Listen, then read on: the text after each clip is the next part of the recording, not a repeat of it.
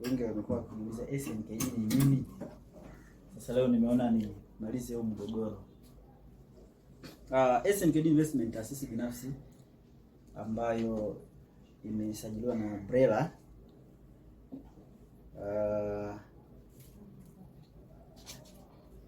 ambao ilipewa namba ya usajili 4630.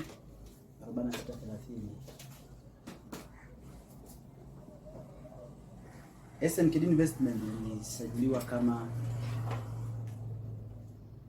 partnership. Mara ya kwanza ilisajiliwa kwa jina la SNDK. Baadaye kutokana na ushauri wa wale wanaohusika na usajili wa hizi kampuni binafsi, yani BRELA, waliona kwamba kwenye mfumo katika eneo la Kibiti tayari kwenye mfumo kuna mtu anasomeka ambao ni SNDK.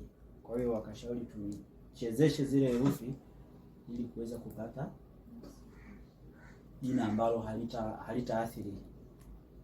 Baadaye tukafanya vile documentary, tukapeleka jina la SNKD ikapita. SNKD Investment ilisajiliwa 2021 tarehe 13 mwezi wa kwanza.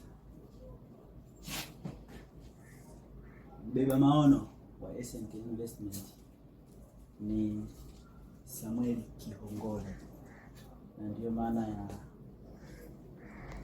jina la kampuni linaanza na herufi S. Kwa hiyo S ni Samuel.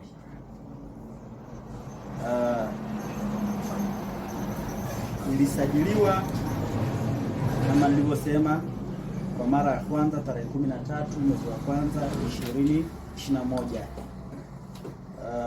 Saa 7 ilikuwa ni saa 7 na dakika 34 na sekunde 49.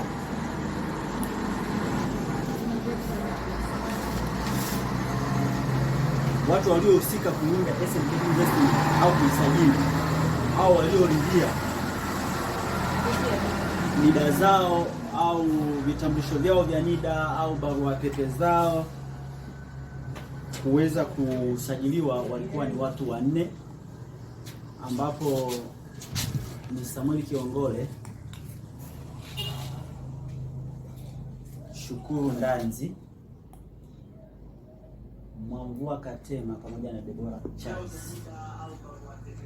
Sasa wao kama maagent wa usajili wa makampuni waliona kwamba wachukue herufi za mwanzo ambao ni S kwa upande wangu, N kwa maana ya Ndanzi. Msemaji yangu nimesoma shule moja Sawa Sekondari, jina lake anaitwa Shukuru Ndanzi, Shukuru Benson Ndanzi. Yeye masomo yake alisoma PCB kwa upande wa advance, lakini pia kwa upande wa mbele huko mambo ya afya anasomea na diploma masuala ya nursing. Sasa hivi anapatikana Dar es Salaam Mbezi. K imetokana na jina la Mwamvua Shabani Katema. Kwa hiyo wao walichukua herufi K kwa maana ya Katema. Lakini pia kuna Deborah